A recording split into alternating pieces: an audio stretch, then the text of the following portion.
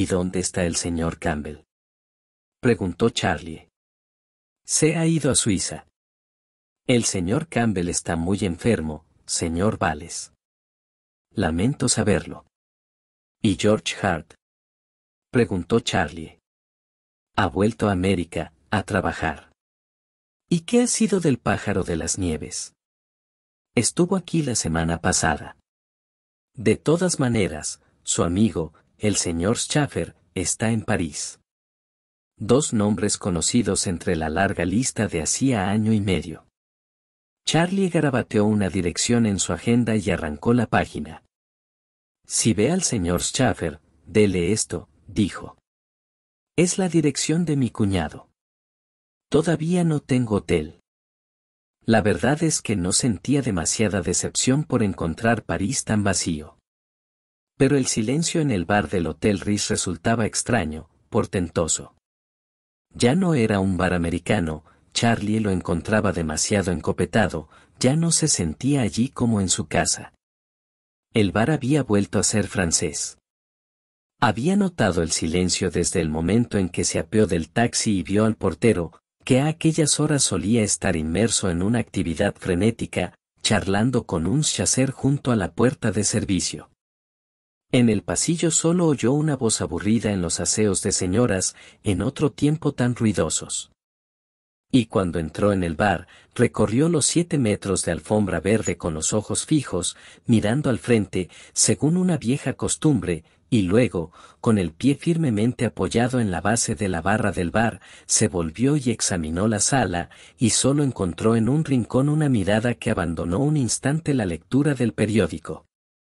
Charlie preguntó por el jefe de camareros, Paul, que en los últimos días en que la bolsa seguía subiendo iba al trabajo en un automóvil fuera de serie, fabricado por encargo, aunque lo dejaba, con el debido tacto, en una esquina cercana.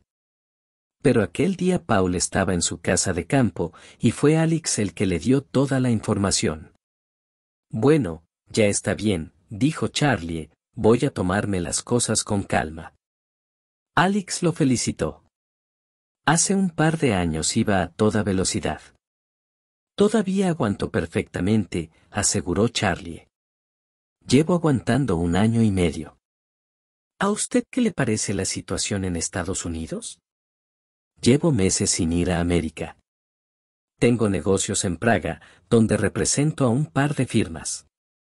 Allí no me conocen. Alex sonrió. ¿Recuerda la noche de la despedida de soltero de George Hart?, dijo Charlie. Por cierto, ¿qué ha sido de Claude Fessenden? Alex bajó la voz, confidencial. Está en París, pero ya no viene por aquí. Paul no se lo permite. Ha acumulado una deuda de 30.000 francos, cargando en su cuenta todas las bebidas y comidas y, casi a diario, también las cenas de más de 1 año. Y, cuando Paul le pidió por fin que pagara, le dio un cheque sin fondos. Alex movió la cabeza con aire triste. No lo entiendo, era un verdadero dandy. Y ahora está hinchado, abotargado, dibujó con las manos una gorda manzana. Charlie observó a un estridente grupo de homosexuales que se sentaban en un rincón. Nada les afecta, pensó. Las acciones suben y bajan, la gente haraganea o trabaja, pero esos siguen como siempre. El bar lo oprimía. Pidió los dados y se jugó con Alex la copa. ¿Estará mucho tiempo en París, señor Bales? He venido a pasar 4 o 5 días, para ver a mi hija. ¿Tiene una hija? En la calle los anuncios luminosos rojos, azul de gas o verde fantasma fulguraban turbiamente entre la lluvia tranquila. Se acababa la tarde y había un gran movimiento en las calles. Los bistros relucían. En la esquina del Boulevard des Capucines tomó un taxi. La Place de la Concorde apareció ante su vista majestuosamente rosa, cruzaron el lógico Sena, y Charlie sintió la imprevista atmósfera provinciana de la Rive Gauche. Le pidió al taxista que se dirigiera a la Avenue de l'Opéra, que quedaba fuera de su camino. Pero quería ver cómo la hora azul se extendía sobre la fachada magnífica e imaginar que las bocinas de los taxis, tocando sin fin los primeros compases de la Plus que Lent, eran las trompetas del Segundo Imperio. Estaban echando las persianas metálicas de la librería Brentano, y ya había gente cenando tras el seto elegante y pequeño burgués del restaurante Duval.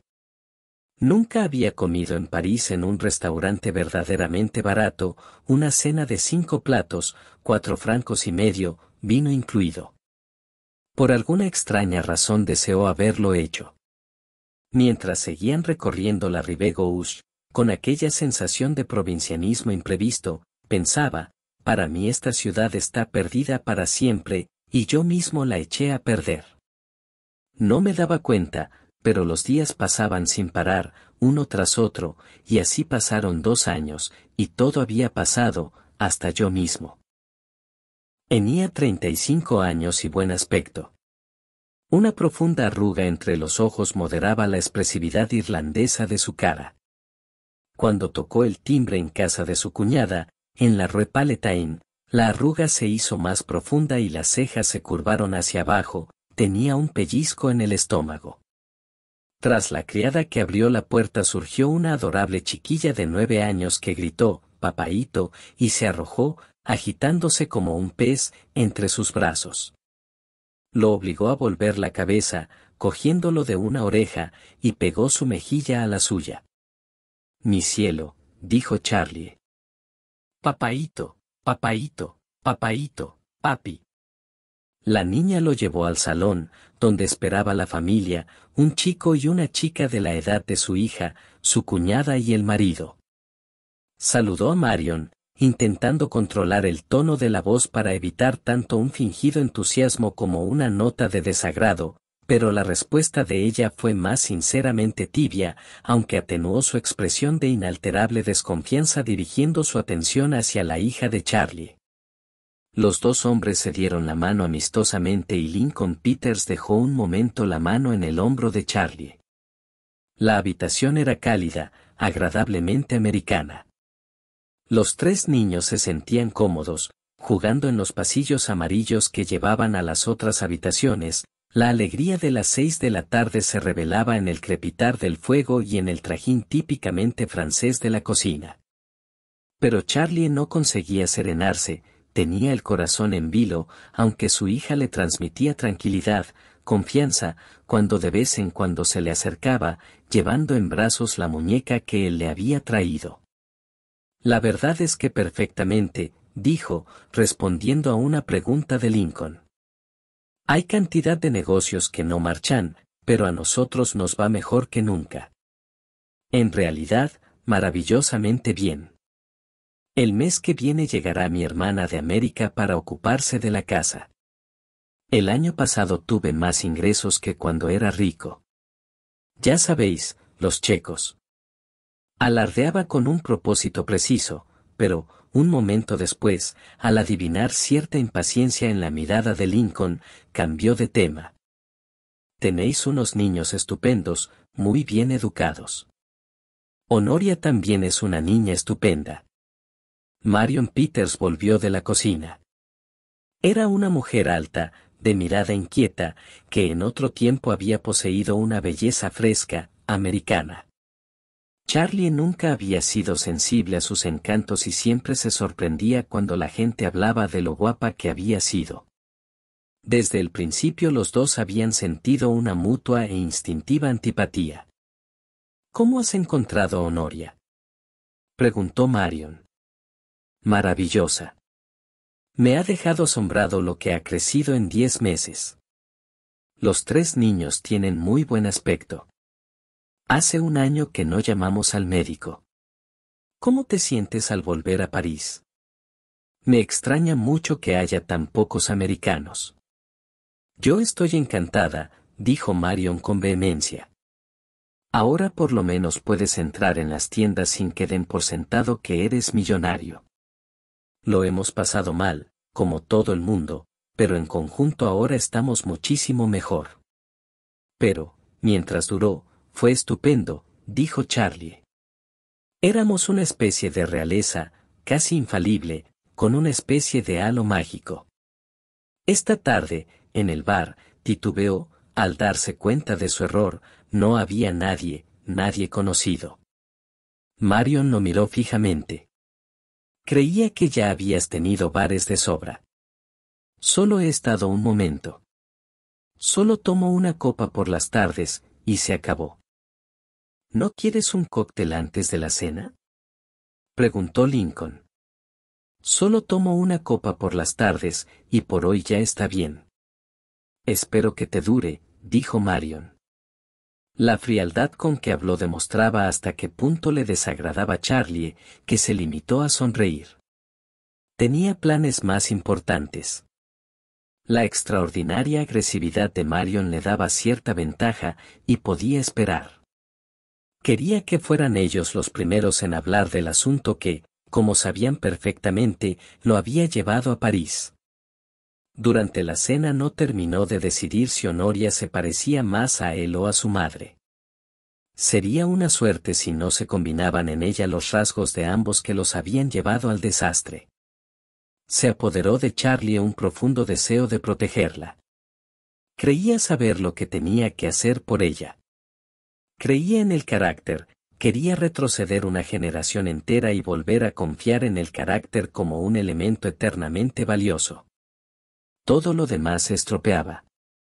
Se fue enseguida, después de la cena, pero no para volver a casa. Tenía curiosidad por ver París de noche con ojos más perspicaces y sensatos que los de otro tiempo. Fue al casino y vio a Josephine Baker y sus arabescos de chocolate. Una hora después abandonó el espectáculo y fue dando un paseo hacia Montmartre, subiendo por Rue Pigalle, hasta la Place Blanche. Había dejado de llover y alguna gente en traje de noche se apeaba de los taxis ante los cabarets, y había cocones que hacían la calle, solas o en pareja, y muchos negros. Pasó ante una puerta iluminada de la que salía música y se detuvo con una sensación de familiaridad. Era el Bricktop, donde se había dejado tantas horas y tanto dinero. Unas puertas más abajo descubrió otro de sus antiguos puntos de encuentro e imprudentemente se asomó al interior. De pronto una orquesta entusiasta empezó a tocar, una pareja de bailarines profesionales se puso en movimiento y un maitre de hotel se le echó encima, gritando: «Está empezando ahora mismo, señor». Pero Charlie se apartó inmediatamente. Tendría que estar como una cuba, pensó. El Celly estaba cerrado, sobre los inhóspitos y siniestros hoteles baratos de los alrededores reinaba la oscuridad, en la Rue Blanche había más luz y un público local y locuaz, francés.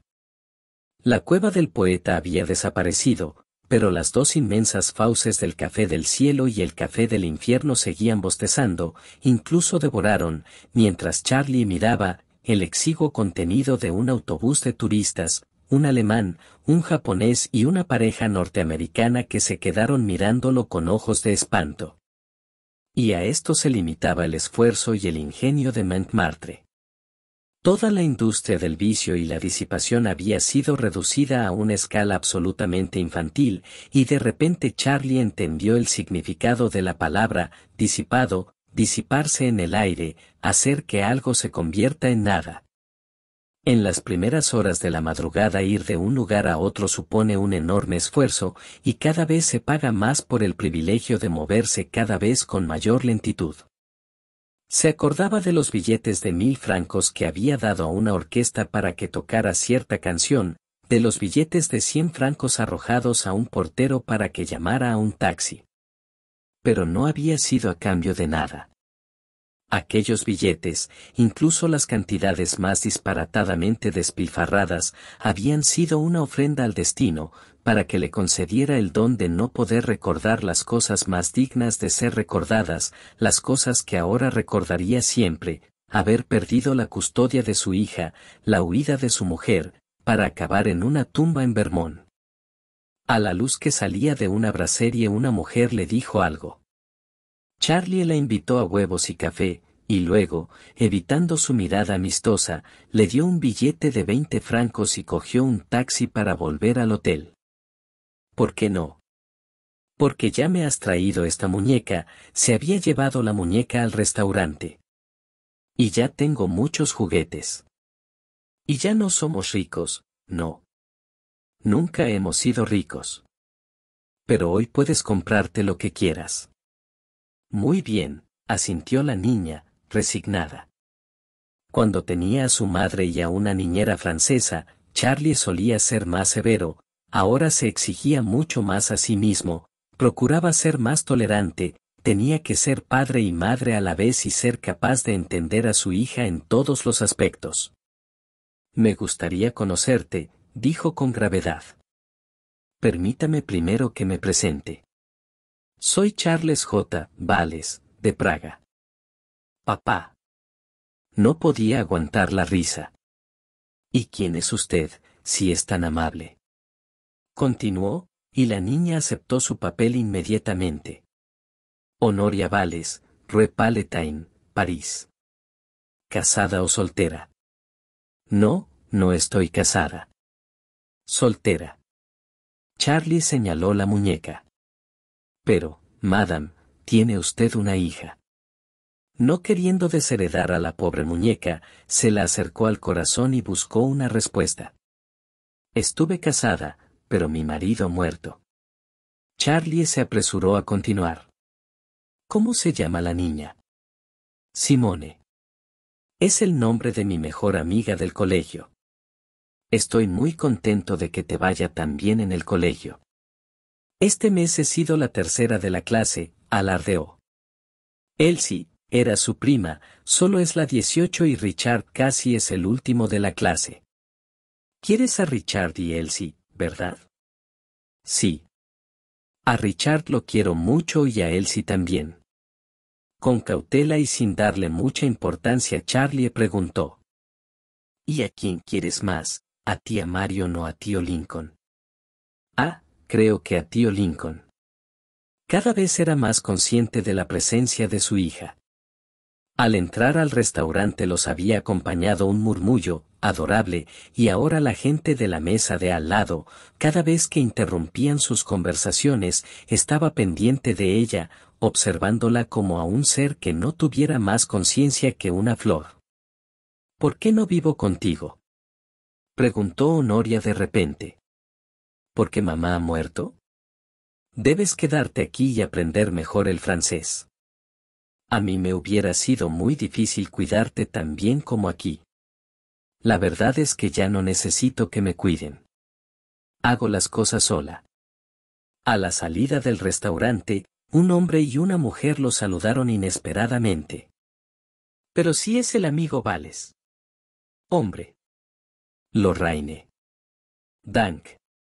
Eran fantasmas que surgían del pasado, Duncan Schaffer, un amigo de la universidad. Lorraine Quarles, una preciosa, pálida rubia de 30 años, una más de la pandilla que lo había ayudado a convertir los meses en días en los pródigos tiempos de hacía 3 años. Mi marido no ha podido venir este año, dijo Lorraine, respondiéndole a Charlie. Somos más pobres que las ratas. Así que me manda $200 al mes y dice que me las arregle como pueda. ¿Es tu hija? ¿Por qué no te sientas un rato con nosotros en el restaurante? Preguntó Duncan. No puedo. Se alegraba de tener una excusa. Seguía notando el atractivo apasionado, provocador, de Lorraine, pero ahora Charlie se movía a otro ritmo. ¿Y si quedamos para cenar? Preguntó Lorraine. Tengo una cita. Dadme vuestra dirección y ya os llamaré. Charlie, tengo la completa seguridad de que estás sobrio, dijo Lorraine solemnemente. Estoy segura de que estás sobrio, Dank, te lo digo de verdad. Pellízcalo para ver si está sobrio. Charlie señaló a Honoria con la cabeza. Lorraine y Dank se echaron a reír. ¿Cuál es tu dirección? Preguntó Duncan, escéptico. Charlie titubeó, no quería decirles el nombre de su hotel. Todavía no tengo dirección fija. Ya os llamaré. Vamos al vodevil, al Empire. Estupendo. Lo mismo que yo pensaba hacer, dijo Lorraine. Tengo ganas de ver payasos, acróbatas y malabaristas. Es lo que vamos a hacer, Dank. Antes tenemos que hacer un recado, dijo Charlie. A lo mejor os vemos en el teatro. Muy bien. Estás hecho un auténtico snob. Adiós, guapísima. Adiós. Honoria, muy educada, hizo una reverencia. Había sido un encuentro desagradable. Charlie les caía simpático porque trabajaba, porque era serio, lo buscaban porque ahora tenía más fuerza que ellos, porque en cierta medida querían alimentarse de su fortaleza. En el Empire, Honoria se negó orgullosamente a sentarse sobre el abrigo doblado de su padre. Era ya una persona, con su propio código, y a Charlie le obsesionaba cada vez más el deseo de inculcarle algo suyo antes de que su personalidad cristalizara completamente. Pero era imposible intentar conocerla en tan poco tiempo. En el entreacto se encontraron con Duncan y Lorraine en la sala de espera, donde tocaba una orquesta. ¿Tomamos una copa? Muy bien, pero no en la barra. Busquemos una mesa. El padre perfecto. Mientras oía, un poco distraído, a Lorraine, Charlie observó cómo la mirada de Honoria se apartaba de la mesa, y la siguió pensativamente por el salón, preguntándose qué estaría mirando. Se encontraron sus miradas, y Honoria sonrió. Está buena la limonada, dijo. ¿Qué había dicho? ¿Qué se esperaba él? Mientras volvían a casa en un taxi la abrazó, para que su cabeza descansara en su pecho. ¿Te acuerdas de mamá? Algunas veces, contestó vagamente. No quiero que la olvides. ¿Tienes alguna foto suya? Sí, creo que sí. De todas formas, tía Marion tiene una. ¿Por qué no quieres que la olvide? Porque te quería mucho. Yo también la quería. Callaron un momento. Papá, quiero vivir contigo, dijo de pronto. A Charlie le dio un vuelco el corazón, así era como quería que ocurrieran las cosas. ¿Es que no estás contenta? Sí, pero a ti te quiero más que a nadie. Y tú me quieres a mí más que a nadie, ¿verdad, ahora que mamá ha muerto? Claro que sí. Pero no siempre me querrás a mí más que a nadie, cariño. Crecerás y conocerás a alguien de tu edad y te casarás con él y te olvidarás de que alguna vez tuviste un papá. Sí, es verdad, asintió, muy tranquila. Charlie no entró en la casa. Volvería a las 9, y quería mantenerse despejado para lo que debía decirles. Cuando estés ya en casa, asómate a esa ventana. Muy bien. Adiós, papá, papaíto. Esperó a oscuras en la calle hasta que apareció, cálida y luminosa, en la ventana y lanzó a la noche un beso con la punta de los dedos. Lo estaban esperando. Marion, sentada junto a la bandeja del café, vestía un elegante y majestuoso traje negro, que casi hacía pensar en el luto. Lincoln no dejaba de pasearse por la habitación con la animación de quien ya lleva un buen rato hablando. Deseaban tanto como Charlie abordar el asunto. Charlie lo sacó a colación casi inmediatamente. Me figuro que sabéis por qué he venido a veros, por qué he venido a París. Marion jugaba con las estrellas negras de su collar, y frunció el ceño. Tengo verdaderas ganas de tener una casa, continuó. Y tengo verdaderas ganas de que Honoria viva conmigo.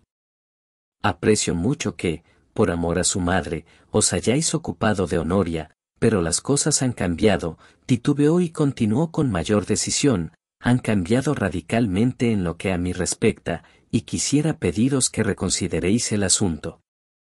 Sería una tontería negar que durante 3 años he sido un insensato. Marion lo miraba con una expresión de dureza. Pero todo eso se ha acabado. Como os he dicho, hace 1 año que solo bebo una copa al día, y esa copa me la tomo deliberadamente, para que la idea del alcohol no cobre en mi imaginación una importancia que no tiene. ¿Me entendéis? No, dijo Marion sucintamente. Es una especie de artimaña, un truco que me hago a mí mismo, para no olvidar la medida de las cosas. Te entiendo, dijo Lincoln. No quieres que el alcohol sea una obsesión. Algo así. A veces se me olvida y no bebo. Pero procuro beber una copa al día. De todas maneras, en mi situación, no puedo permitirme beber. Las firmas a las que represento están más que satisfechas con mi trabajo, y quiero traerme a mi hermana desde Burlington para que se ocupe de la casa, y sobre todas las cosas quiero que Honoria viva conmigo. Sabéis que, incluso cuando su madre y yo no nos llevábamos bien, jamás permitimos que nada de lo que sucedía afectara a Honoria. Sé que me quiere y sé que soy capaz de cuidarla y... Bueno, ya os lo he dicho todo. ¿Qué pensáis? Sabía que ahora le tocaba recibir los golpes. Podía durar 1 o 2 horas, y sería difícil, pero si modulaba su resentimiento inevitable y lo convertía en la actitud sumisa del pecador arrepentido, podría imponer por fin su punto de vista. Domínate, se decía a sí mismo. No quieres que te perdonen. Quieres a Honoria. Lincoln fue el primero en responderle. Llevamos hablando de este asunto desde que recibimos tu carta el mes pasado. Estamos muy contentos de que Honoria viva con nosotros. Es una criatura adorable, y nos alegra mucho poder ayudarla, pero, claro está, ya sé que ese no es el problema. Marion lo interrumpió súbitamente. ¿Cuánto tiempo aguantarás sin beber, Charlie? Preguntó. Espero que siempre. ¿Y qué crédito se les puede dar a esas palabras? Sabéis que nunca había bebido demasiado hasta que dejé los negocios y me vine aquí sin nada que hacer. Luego Ellen y yo empezamos a salir con... Por favor, no metas a Ellen en esto. No soporto que hables de ella así. Charlie la miró severamente, nunca había estado muy seguro de hasta qué punto se habían apreciado las dos hermanas cuando Ellen vivía. Me dediqué a beber 1 año y medio poco más o menos, desde que llegamos hasta que me derrumbé. Mucho es, asintió. Lo hago solo por Ellen, dijo Marion. Intento pensar que le gustaría que hiciera. Te lo digo de verdad, desde la noche en que hiciste aquello tan horrible dejaste de existir para mí. No puedo evitarlo. Era mi hermana. Ya lo sé. Cuando se estaba muriendo, me pidió que me ocupara de Honoria. Si entonces no hubieras estado internado en un sanatorio, las cosas hubieran sido más fáciles. Charlie no respondió. Jamás podré olvidar la mañana en que Ellen llamó a mi puerta, empapada hasta los huesos y tiritando, y me dijo que habías echado la llave y no la habías dejado entrar. Charlie apretaba con fuerza los brazos del sillón. Estaba siendo más difícil de lo que se había esperado. Hubiera querido protestar, demorarse en largas explicaciones, pero solo dijo. La noche en que le cerré la puerta. Y Marion lo interrumpió. No pienso volver a hablar de eso. Tras un momento de silencio Lincoln dijo. Nos estamos saliendo del tema. ¿Quieres que Marion renuncie a su derecho a la custodia y te entregue a Honoria? Yo creo que lo importante es si puede confiar en ti o no. Comprendo a Marion, dijo Charlie despacio, pero creo que puede tener absoluta confianza en mí. Mi reputación era intachable hasta hace 3 años. Claro está que puedo fallar en cualquier momento, es humano. Pero si esperamos más tiempo perdería la niñez de Honoria y la oportunidad de tener un hogar, negó con la cabeza. Perdería a Honoria, ni más ni menos, ¿no os dais cuenta? Sí, te entiendo, dijo Lincoln. ¿Y por qué no pensaste antes en estas cosas? Preguntó Marion. Me figuro que alguna vez pensaría en estas cosas, de cuando en cuando, pero Ellen y yo nos llevábamos fatal.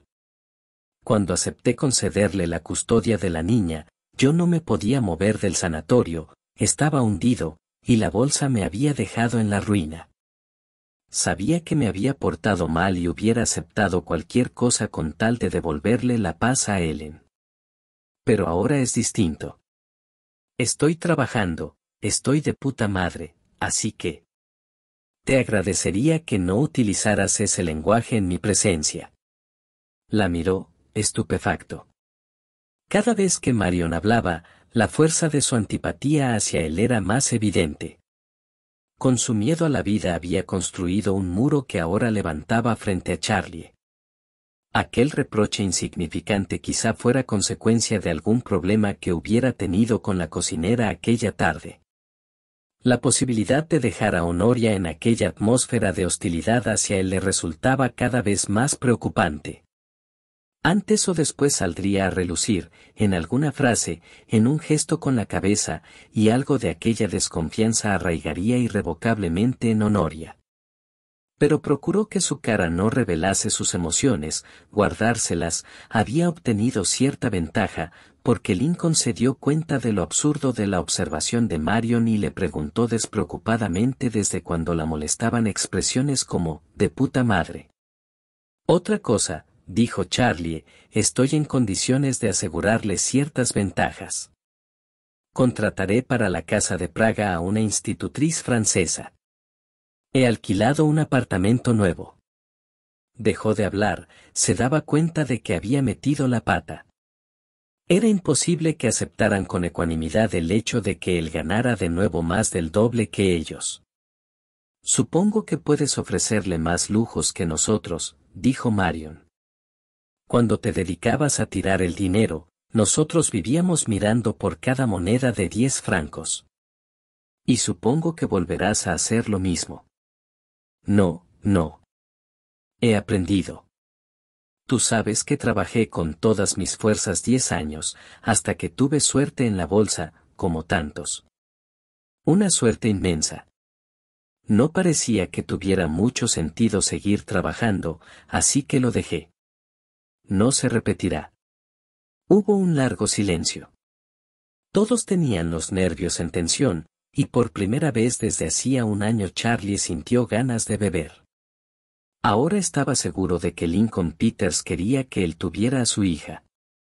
De repente Marion se estremeció, una parte de ella se daba cuenta de que ahora Charlie tenía los pies en la tierra, y su instinto de madre reconocía que su deseo era natural, pero había vivido mucho tiempo con un prejuicio basado en una extraña desconfianza en la posibilidad de que su hermana fuera feliz, y que, después de una noche terrible, se había transformado en odio contra Charlie. Todo había sucedido en un periodo de su vida en el que, entre el desánimo de la falta de salud y las circunstancias adversas, necesitaba creer en una maldad y un malvado tangibles. Me es imposible pensar de otra manera, gritó de repente. No sé hasta qué punto eres responsable de la muerte de Ellen. Es algo que tendrás que arreglar con tu propia conciencia. Charlie sintió una punzada de dolor, como una corriente eléctrica, estuvo a punto de levantarse, y una palabra impronunciable resonó en su garganta. Se dominó un instante más. Ya está bien, dijo Lincoln, incómodo. Yo nunca he pensado que tú fueras responsable.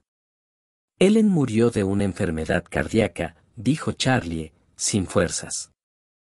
Sí, una enfermedad cardíaca, dijo Marion, como si aquella frase tuviera para ella otro significado. Entonces, en el instante vacío, insípido, que siguió a su arrebato, Marion vio con claridad que Charlie había conseguido dominar la situación. Miró a su marido y comprendió que no podía esperar su ayuda, y, de pronto, como si el asunto no tuviera ninguna importancia, tiró la toalla. «Haz lo que te parezca», exclamó levantándose de pronto. «Es tu hija. No soy nadie para interponerme en tu camino. Creo que si fuera mi hija preferiría verla», consiguió frenarse. «Decididlo vosotros. No aguanto más. Me siento mal. Me voy a la cama». salió casi corriendo de la habitación, y un momento después Lincoln dijo: «Ha sido un día muy difícil para ella. Ya sabes lo testaruda que es», parecía pedir excusas cuando a una mujer se le mete una idea en la cabeza. «Claro. Todo irá bien. Creo que sabe que ahora tú puedes mantener a la niña, así que no tenemos derecho a interponernos en tu camino ni en el de Honoria». «Gracias, Lincoln. Será mejor que vaya a ver cómo está Marion. Me voy ya». Todavía temblaba cuando llegó a la calle, pero el paseo por la Rue Bonaparte hasta el Sena lo tranquilizó, y, al cruzar el río, siempre nuevo a la luz de las farolas de los muelles, se sintió lleno de júbilo.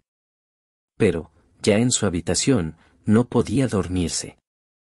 La imagen de Ellen lo obsesionaba. Ellen, a la que tanto había querido, hasta que los dos habían empezado a abusar de su amor insensatamente, a hacerlo trizas. En aquella terrible noche de febrero que Marion recordaba tan vivamente, una lenta pelea se había demorado durante horas. Recordaba la escena en el Florida, y que, cuando intentó llevarla a casa, Ellen había besado al joven Webb, que estaba en otra mesa, y recordaba lo que Ellen le había dicho, histérica. Cuando volvió a casa solo, desquiciado, furioso, cerró la puerta con llave. ¿Cómo hubiera podido imaginar que ella llegaría una hora más tarde, sola, y que caería una nevada, y que Ellen vagabundearía por ahí en zapatos de baile, demasiado confundida para encontrar un taxi? Y recordaba las consecuencias, que Ellen se recuperara milagrosamente de una neumonía, y todo el horror que aquello trajo consigo. Se reconciliaron, pero aquello fue el principio del fin, y Marion, que lo había visto todo con sus propios ojos e imaginaba que aquella solo había sido una de las muchas escenas del martirio de su hermana, nunca lo olvidó. Los recuerdos le devolvieron a Ellen, y, en la luz blanca y suave que cuando empieza a amanecer rodea poco a poco a quien está medio dormido, se dio cuenta de que volvía a hablar con ella. Ellen le decía que tenía razón en el problema de Honoria y que quería que Honoria viviera con él. Dijo que se alegraba de que estuviera bien, de que le fuera bien. Le dijo muchas cosas más, amistosas, pero estaba sentada en un columpio, vestida de blanco, y cada vez se balanceaba más, cada vez más deprisa, así que al final no pudo oír con claridad lo que Ellen decía. Se despertó sintiéndose feliz. El mundo volvía a abrirle las puertas. Hizo planes, imaginó un futuro para Honoria y para él, y de repente se sintió triste al recordar los planes que había hecho con Ellen. Ellen no había planeado morir. Lo importante era el presente, el trabajo, alguien a quien querer. Pero no querer demasiado, pues conocía el daño que un padre puede hacerle a una hija, o una madre a un hijo, si los quiere demasiado. Más tarde, ya en el mundo, el hijo buscaría en su pareja la misma ternura ciega y, al no poder encontrarla, se rebelaría contra el amor y la vida. Volvía a ser un día espléndido, vivificador. Llamó a Lincoln Peters al banco donde trabajaba y le preguntó si Honoria podría acompañarlo cuando regresara a Praga. Lincoln estuvo de acuerdo en que no había ninguna razón para aplazar las cosas. Quedaba una cuestión, el derecho a la custodia. Marion quería conservarlo durante algún tiempo. Estaba muy preocupada con aquel asunto, y se sentiría más tranquila si supiera que la situación seguía bajo su control un año más. Charlie aceptó, lo único que quería era a la niña, tangible y visible.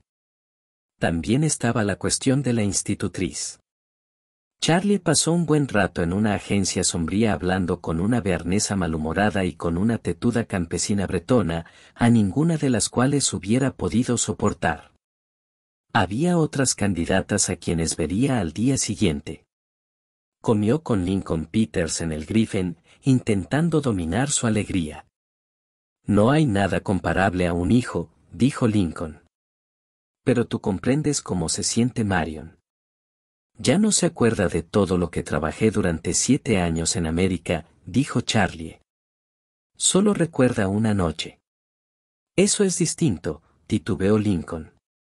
Mientras tú y Ellen derrochabais dinero por toda Europa, nosotros luchábamos por salir adelante.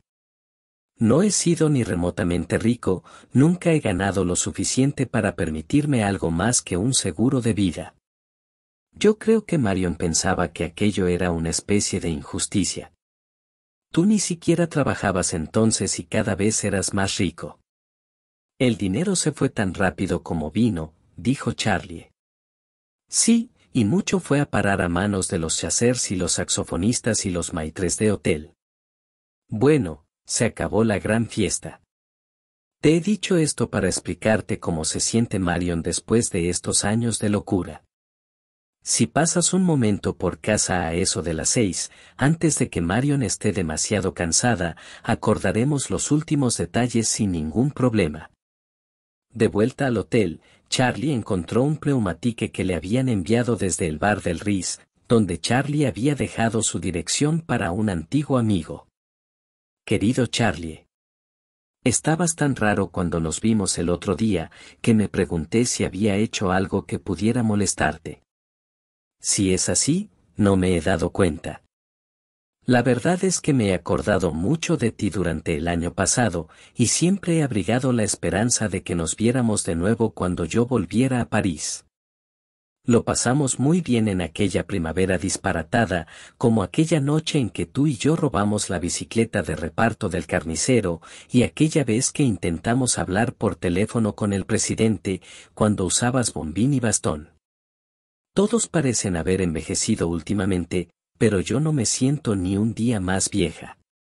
¿No podríamos vernos hoy, aunque solo sea un rato, en honor de aquellos viejos tiempos? Ahora tengo una resaca miserable. Pero me sentiré mucho mejor esta tarde, y te esperaré a eso de las 5 en el Ritz, antro de explotación. Siempre tuya. Lorraine. La primera sensación de Charlie fue de espanto de haber robado, ya en edad madura, una bicicleta de reparto para pedalear, con Lorraine a bordo, por la plaza de l'Étoile, de madrugada. Al recordarlo, parecía una pesadilla.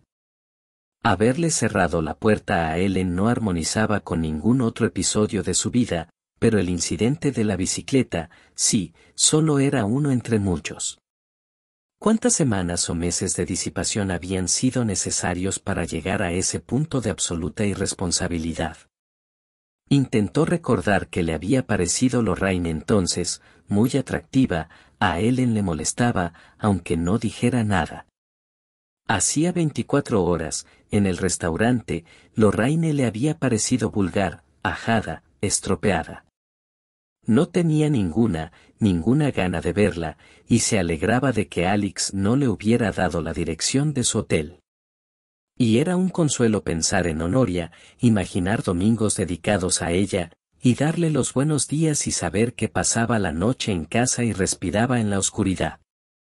A las 5 tomó un taxi y compró regalos para la familia Peters, una graciosa muñeca de trapo, una caja de soldados romanos, flores para Marion, pañuelos de hilo para Lincoln.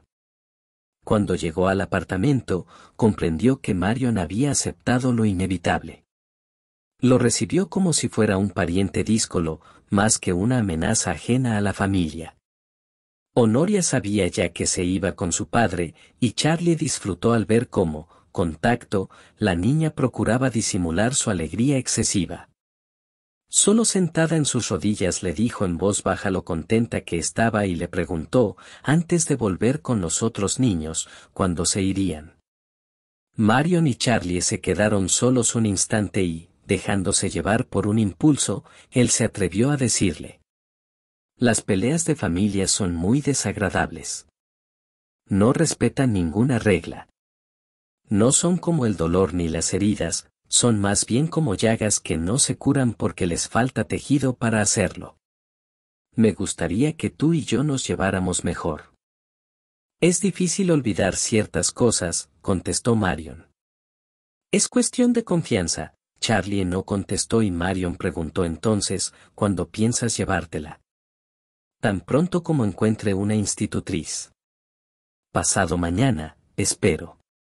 No, es imposible. Tengo que prepararle sus cosas. Antes del sábado es imposible. Charlie cedió. Lincoln, que acababa de volver a la habitación, le ofreció una copa. Bueno, me tomaré mi whisky diario. Se notaba el calor, era un hogar, gente reunida junto al fuego. Los niños se sentían seguros e importantes, la madre y el padre eran serios, vigilaban. Tenían cosas importantes que hacer por sus hijos, mucho más importantes que su visita. Una cucharada de medicina era, después de todo, más importante que sus tensas relaciones con Marion. Ni Marion ni Lincoln eran estúpidos, pero estaban demasiado condicionados por la vida y las circunstancias. Charlie se preguntó si no podría hacer algo para librar a Lincoln de la rutina del banco. Sonó un largo timbrazo, llamaban a la puerta. La Bonnie Doubtfire atravesó la habitación y desapareció en el pasillo. Abrió la puerta después de que volviera a sonar el timbre, y luego se oyeron voces, y los tres miraron hacia la puerta del salón con curiosidad. Lincoln se asomó al pasillo y Marion se levantó. Entonces volvió la criada, seguida de cerca por voces que resultaron pertenecer a Duncan Schaffer y Lorraine Quarles. Estaban contentos, alegres, muertos de risa. Por un instante Charlie se quedó estupefacto, no podía entender cómo habían podido conseguir la dirección de los Peters. Duncan agitaba el dedo pícaramente en dirección a Charlie. Dunk y Lorraine soltaron un nuevo aluvión de carcajadas. Nervioso, sin saber qué hacer, Charlie les estrechó la mano rápidamente y se los presentó a Lincoln y Marion. Marion nos saludó con un gesto de la cabeza y apenas abrió la boca. Retrocedió hacia la chimenea, su hijita estaba cerca y Marion le echó el brazo por el hombro. Cada vez más disgustado por la intromisión, Charlie esperaba que le dieran una explicación. Y, después de pensar las palabras un momento, Duncan dijo: «Hemos venido a invitarte a cenar. Lorraine y yo insistimos en que ya está bien de rodeos y secretitos sobre dónde te alojas». Charlie se les acercó más, como si así quisiera empujarlos hacia el pasillo. «Lo siento, pero no puedo. Decime dónde vais a estar y os llamaré por teléfono dentro de media hora». No se inmutaron. Lorraine se sentó de pronto en el brazo de un sillón y, concentrando toda su atención en Richard, exclamó: «¡Qué niño tan precioso! Ven aquí, cielo». Richard miró a su madre y no se movió. Lorraine se encogió de hombros ostensiblemente y volvió a dirigirse a Charlie. «Ven a cenar. Estoy segura de que tus parientes no se molestarán. O te veo poco o te veo apocado». «No puedo», respondió Charlie, cortante. «Cenad vosotros, ya os llamaré por teléfono». La voz de Lorraine se volvió desagradable. «Vale, vale, nos vamos. Pero acuérdate de cuando aporreaste mi puerta a las 4 de la mañana y yo tuve el suficiente sentido del humor para darte una copa. Vámonos, Dunk». Con movimientos pesados, con las caras descompuestas, irritados, con pasos titubeantes, se adentraron en el pasillo. «Buenas noches», dijo Charlie. «Buenas noches», respondió Lorraine con retintín. Cuando Charlie volvió al salón, Marion no se había movido, pero ahora echaba el otro brazo por el hombro de su hijo. Lincoln seguía meciendo a Honoria de acá para allá, como un péndulo. «¡Qué poca vergüenza!», estalló Charlie. «No hay derecho». Ni Marion ni Lincoln le respondieron. Charlie se dejó caer en el sillón, cogió el vaso, volvió a dejarlo y dijo: «Gente a la que no veo desde hace 2 años y tiene la increíble desfachatez de...». Se interrumpió. Marion había dejado escapar una especie de suspiro sofocado, rabioso, le había dado de repente la espalda y había salido del salón. Lincoln dejó a Honoria en el suelo con cuidado. niños, id a comer. Empezad a tomaros la sopa, dijo, y, cuando los niños obedecieron, se dirigió a Charlie. Marion no está bien y no soporta los sobresaltos. Esa clase de gente la hace sentirse físicamente mal. Yo no les he dicho que vinieran. Alguien les habrá dado vuestro nombre y dirección. Deliberadamente han. Bueno, es una pena. Esto no facilita las cosas. Perdóname un momento. Solo, Charlie permaneció en su sillón, tenso. Oía comer a los niños en el cuarto de al lado, hablaban con monosílabos y ya habrían olvidado la escena de los mayores.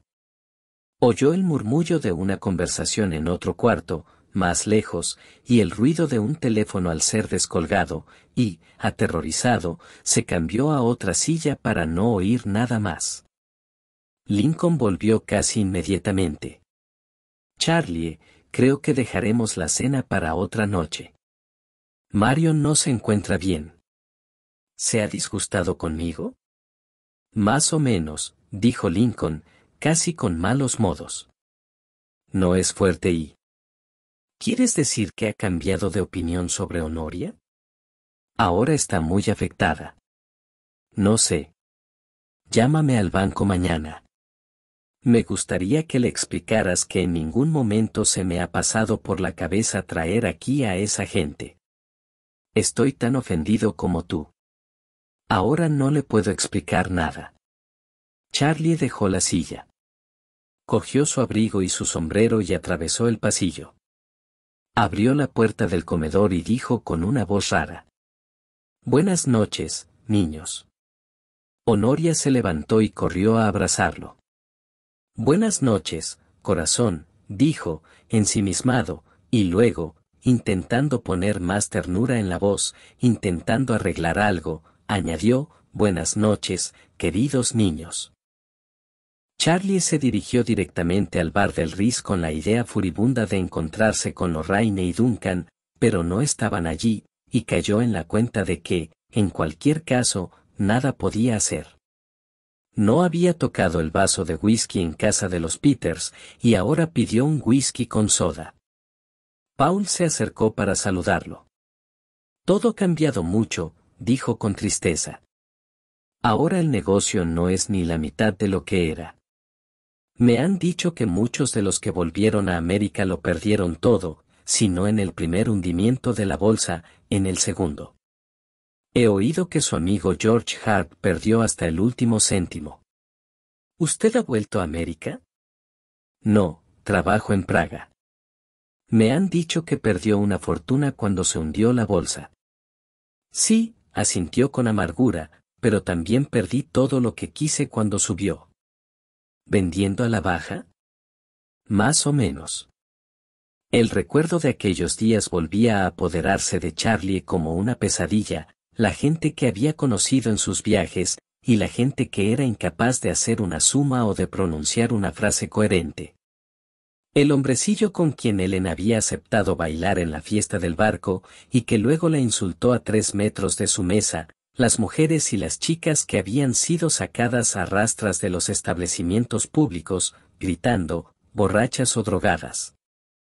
Hombres que dejaban a sus mujeres en la calle, cerrándoles la puerta, en la nieve, porque la nieve de 1929 no era real.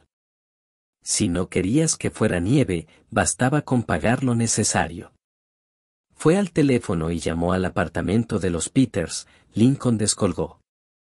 Te llamo porque no me puedo quitar el asunto de la cabeza. ¿Ha dicho Marion algo? Marion está enferma, respondió Lincoln, cortante. Ya sé que tú no tienes toda la culpa, pero no puedo permitir que esto la destroce. Me temo que tendremos que aplazar los 6 meses, no puedo arriesgarme a que pase otro mal rato como el de hoy. Ya. Lo siento, Charlie. Volvió a su mesa. El vaso de whisky estaba vacío, pero negó con la cabeza cuando Alex lo miró, interrogante. Ya no le quedaba mucho por hacer, salvo mandarle a Honoria algunos regalos, al día siguiente se los mandaría. Más bien irritado, pensó que solo era dinero, le había dado dinero a tanta gente. No, se acabó, dijo a otro camarero. ¿Cuánto es? Algún día volvería, no podían condenarlo a estar pagando sus deudas eternamente. Pero quería a su hija, y al margen de eso ninguna otra cosa le importaba. No volvería a ser joven, lleno de las mejores ideas y los mejores sueños, solo suyos. Estaba absolutamente seguro de que Ellen no hubiera querido que estuviese tan solo.